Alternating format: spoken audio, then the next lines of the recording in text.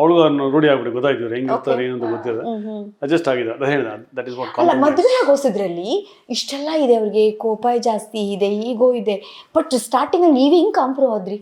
ನನಗೆ ತುಂಬಾ big question ಹಾಕೋದು. ಇಲ್ಲ, ಸ್ಟಾರ್ಟಿಂಗ್ ಏನು ಅಷ್ಟೇನು ಗೊತ್ತಾಗ್ತಾ ಇರ್ಲಿಲ್ಲ.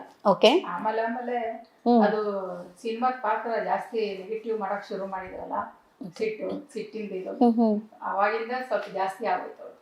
ಓ, ಮೊದಲು ಏನಂಗಿರ್ಲಿಲ್ಲ. ಓಕೆ. ಮಾಡ್ತಾ ಮಾಡ್ತಾ ಕ್ಯಾರೆಕ್ಟರ್ ಅಲ್ಲಿ ಇನ್ವಾಲ್ವ್ಮೆಂಟ್ ಇದ್ದು ಮನೆಗೆ ಬಂದ್ರು ಅದನ್ನ ಕ್ಯಾರಿ ಫುಲ್ಲಿ ಇನ್ವಾಲ್ವ್ ಆಗ್ಬಿಟ್ರು ಆ ಕ್ಯಾರೆಕ್ಟರ್ ಅಲ್ಲಿ. ಓಕೆ. ಹೊರ್ಗಡೆ ಇರೋ ಫ್ರಸ್ಟ್ರೇಷನ್ಸ್ ಎಲ್ಲ, ಬೇಜಾರು, ಕೋಪ ಎಲ್ಲ ಮನೆಗೆ ತಗೊಂಡ್ಬರ್ತಾರಾ ಅಥವಾ ಅಲ್ಲೇ ಬಿಟ್ಟು ಬರ್ತಾರಾ? ಇಲ್ಲ, ಕೆಲವೊಂದ್ಸತಿ ಮಾಡ್ತಾರ, ಯಾವಾಗ್ಲೂ ಅಲ್ಲ. ಬಹಳ ಟೆನ್ಷನ್ ಅಲ್ಲಿ ಇದ್ದಾಗ ಮಾತ್ರ. ಓಕೆ. ಅವರೇ ತಪ್ಪು ಮಾಡಿ ಬಟ್ ಸಾರಿ ಮಾತ್ರ ನಿಮ್ಮಿಂದ ಎಕ್ಸ್ಪೆಕ್ಟ್ ಮಾಡಿರೋದು ಏನಾದ್ರು ಇದೆಯಾ? ಅವ್ರದೇ ತಪ್ಪಿದ್ರು ನೀವೇ ಕೇಳ್ಬೇಕು ಅಂತ?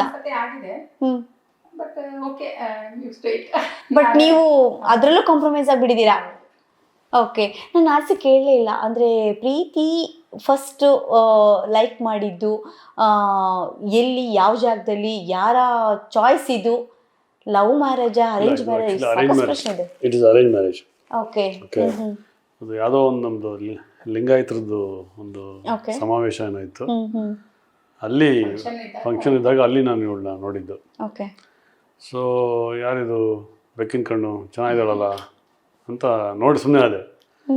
ಆಮೇಲೆ ಗೊತ್ತಾಯ್ತು ಇವರು ಲಿಂಗಾಯತರು ಅಂತ ಗೊತ್ತಾಯ್ತು. ಓಕೆ. ಸೊ ಹೌದಾ ಮತ್ತೆ ಯಾಕೆ ಅಂದ್ಬಿಟ್ಟು ನಮ್ಮ ಸಿಸ್ಟರ್ ಏನಿಲ್ಲ ಇದು ರಶ್ಮಿ ಅಂತ. ಸೊ ನಾನು ಅವಳು ಇಬ್ಬರು ಫಂಕ್ಷನ್ಗೆ ಹೋಗಿದ್ದೆ. ನಾನು ನನ್ನ ಅಣ್ಣನ ಹೆಂಡತಿ, ನಾನು ಅವಳು ಫ್ರಮ್ 4th ಸ್ಟ್ಯಾಂಡರ್ಡ್ ನಾವು ಜೊತೆಲೇ ಬೆಳೆದವರು. ಸೊ ನಮ್ಮ ಅಣ್ಣನ ಮತ್ತು ಸೇರಿಸ್ದವನು ನಾನೇ ಮೀಡಿಯೇಟ್ರು ಅದಕ್ಕೆ. ಸೊ ಅವಳ ಜೊತೆ ಇದ್ಲು. ಅವಾಗ ನಾನು ಹೇಳಿದೆ, ಅವಳು ವಿಚಾರಿಸ್ಕೊಳ್ದಲ್ಲ ಅಂತ. ಸರಿ, ಅವಳು ಹೋಗಿ ಇವ್ರ ತಾಯಿ ಹತ್ರ ಮಾತಾಡಿ ನಂಬರ್ಲ್ಲ ತೊಗೊಂಡಾದ್ಮೇಲೆ ಆಮೇಲೆ ಇನ್ನೊಂದು ಸಲ ಕ್ಯಾಶುವಲ್ ಆಗಿ ಹೋಗಿ ಮಾತಾಡಿದ್ದು. ಆವಾಗ ಎಲ್ಲ ಓಕೆ ಆಗಿದ್ದು. ಇವ್ರ ತಾಯಿ ಒಂಚೂರು, ತಂದೆ ತಾಯಿ ಸಿನಿಮಾ ಒಂದು ಚೂರಿಗೆ ನೆಗೆಟಿವ್ ಇತ್ತು.